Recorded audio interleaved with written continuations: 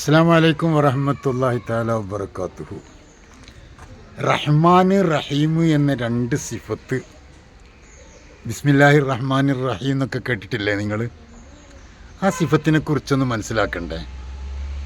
വളരെ അത്ഭുതം നിറഞ്ഞ അർത്ഥവത്തായ ഒരു ചിന്തയാണത്. നമ്മളെ നാടുകളിലൊക്കെ നമ്മൾ കാണാറുണ്ട്. ഒരിക്കലും അള്ളാഹുവിനെ കുറിച്ച് ചിന്തിക്കാതെ തോന്നിയ പോലൊക്കെ ജീവിക്കുന്ന വലിയ വലിയ പണക്കാർ, അതേപോലെ തന്നെ തഹജ്ജുദടക്കം ഒരൊറ്റ വഖത്ത് നിസ്കാരവും കളയാത്ത ഇബാദത്ത് ചെയ്ത് ജീവിക്കുന്ന ഒരുപാട് ആളുകൾ, ഇവരൊക്കെ ജീവിക്കുന്നുണ്ട് ഇവിടെ. എല്ലാവരും ഇവിടെ ജീവിക്കുന്നുണ്ട്. ഒരു പക്ഷേ തൊട്ടടുത്തുള്ള അയൽവാസി അമ്പരച്ചുംബിയായ മണിമേടയിൽ സന്തോഷത്തോടെ ജീവിക്കുമ്പോൾ, അദ്ദേഹത്തിൻ്റെ മകളെ വിവാഹം കഴിച്ചു കൊടുക്കുമ്പോൾ ആർഭാടങ്ങളും വലിയ ആഘോഷങ്ങളുമായി ശരീരമാസകലം പൊന്നണിഞ്ഞ് ആ പെൺകുട്ടി പുറത്തേക്ക് ഭർത്താവിൻ്റെ വീട്ടിലേക്ക് ഇറങ്ങുമ്പോൾ, ആഘോഷങ്ങളുടെ തിമിർപ്പിൽ എല്ലാം മറന്ന് ആഹ്ലാദ നൃത്തം ചവിട്ടി സന്തോഷത്തോടു കൂടെ വിവാഹം നടക്കുമ്പോൾ, തൊട്ടടുത്ത് ഓല വെച്ച വീട്ടിൽ ഓലപ്പാളികൾക്കകത്തിരുന്നു കൊണ്ട് ഒരു പെൺകുട്ടി തേങ്ങുകയാണ്. ആ പെൺകുട്ടിയുടെ പിതാവ് വേദനിക്കുകയാണ്. ആ പിതാവാണെങ്കിൽ 5 വഖത്ത് നിസ്കാരവും ദീനും തഹജ്ജുദടക്കം എല്ലാ നിസ്കാരവും കൃത്യമായി നിർവഹിച്ച് പടച്ചവനെ പേടിച്ചുകൊണ്ട് ജീവിക്കുന്ന ഓല വെച്ച വീട്ടിൽ ഓലപ്പാളികൾക്കകത്തിരുന്ന് വിതുമ്പുന്ന ഒരു പിതാവ്. ഞാൻ ഇത്രയൊക്കെ ഇബാദത്ത് ചെയ്തിട്ടും എനിക്കെൻ്റെ മകളെ വിവാഹം ചെയ്തു കൊടുക്കാൻ കഴിയുന്നില്ലല്ലോ. അപ്പുറത്ത് അള്ളാഹുവിനെ തീരെ അംഗീകരിക്കാതെ 200 റാത്തിൽ ഇഷ്ടികൊണ്ട് മഴുകൊണ്ട് തലക്കടിച്ചാലും പടിഞ്ഞാറേട്ട് മറിഞ്ഞു വീഴാത്ത അദ്ദേഹം തൻ്റെ മകളെ വിവാഹം കഴിച്ചു കൊടുക്കുമ്പോഴുള്ള സന്തോഷം ഇതുപോലെ എൻ്റെ മകൾക്കില്ലല്ലോ. അതേപോലെ ആ പെൺകുട്ടി തേങ്ങുകയാണ്. എൻ്റെ കൂടെ ഒന്നിച്ചിരുന്ന് പഠിച്ച എൻ്റെ സഹപാഠിയായ പെൺകുട്ടി ആർഭാട പുരസ്സരം പൊന്നണിഞ്ഞ് പുറത്തേക്ക് ഇറങ്ങുമ്പോൾ, ഭർത്താവിൻ്റെ വീട്ടിലേക്ക് പോകുമ്പോൾ എൻ്റെ കഴുത്തിൽ മിന്നു ചാർത്താൻ ഒരു ഭർത്താവ് വരാൻ എൻ്റെ ഉപ്പാക്ക് കഴിയാതെ പോയല്ലോ എന്ന് ചിന്തിക്കുന്ന ഒരുപാട് ആളുകളുണ്ട്. ഇവിടെ നമ്മൾ മനസ്സിലാക്കേണ്ട ഒരു പോയിൻ്റ് ഉണ്ട്. ഞാൻ ഇത്രയൊക്കെ ഇബാദത്തെടുത്തിട്ടും അള്ളാഹു എന്നെന്താ പരിഗണിക്കാത്തത് എന്ന ചിന്ത നമ്മുടെ മനസ്സിൽ വരാൻ പാടില്ല. കാരണം മുസ്ലിമിനെ കുറിച്ചിടത്തോളം മരണത്തിന് ശേഷമാണ് ജീവിതം. After death is immortal. മരണത്തിന് ശേഷമാണ് ഇമ്മോർട്ടലായ ജീവിതം വരുന്നത്. ഇവിടെ റഹ്മാൻ എന്ന സിഫത്ത് അള്ളാഹു തആല വഴിപ്പെട്ടവനും വഴിപ്പെടാത്തവനും ഗുണം ചെയ്യുന്നവനാണ്. അങ്ങനെ വേണം ഈ ദുന്യാവിൻ്റെ ഘടന. അതാണ്.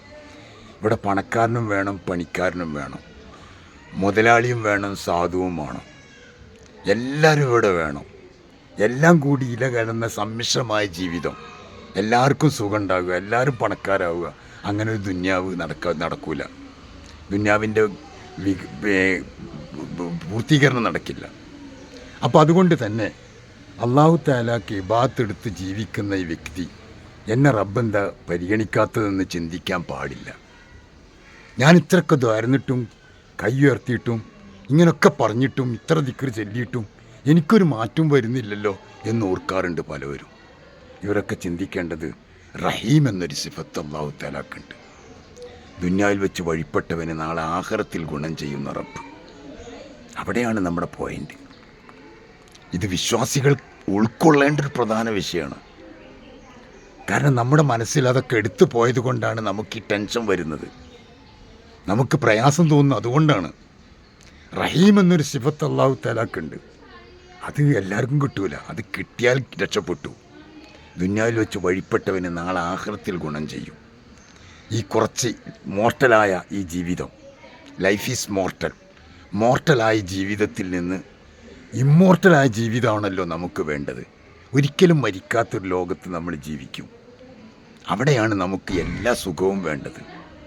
ഇവിടെ നമുക്ക് അല്പം സുഖം കുറഞ്ഞാലും അവിടെയാണ് നമുക്ക് സുഖം വേണ്ടത്. ഈ വിശ്വാസദാർഢ്യത നമ്മുടെ ഹൃദയത്തിൻ്റെ അകത്തളത്തിൽ പതിക്കണം. അങ്ങനെ പതിച്ച ആളുകളാണ് വല്ലാക്കിബത്തിൽ മുത്തഖീൻ എന്ന് പറഞ്ഞത്. മുത്തഖീങ്ങൾക്കാണ് അവസാനഘട്ട വിജയം കിട്ടുക. നല്ല വിജയം അവർക്കാണ് ഉണ്ടാവുക. അവരാണ് രക്ഷപ്പെടുക. മറ്റേ ദുന്യവിയായ ജീവിതം മാത്രമാണ്. ദുന്യാവിൽ കഷ്ടപ്പെടുന്നവനും കഷ്ടപ്പെടാത്തവനും എല്ലാം ഇവിടെ ഉണ്ടാകും. അവരുടെ ജീവിതം അതോടെ കഴിഞ്ഞു.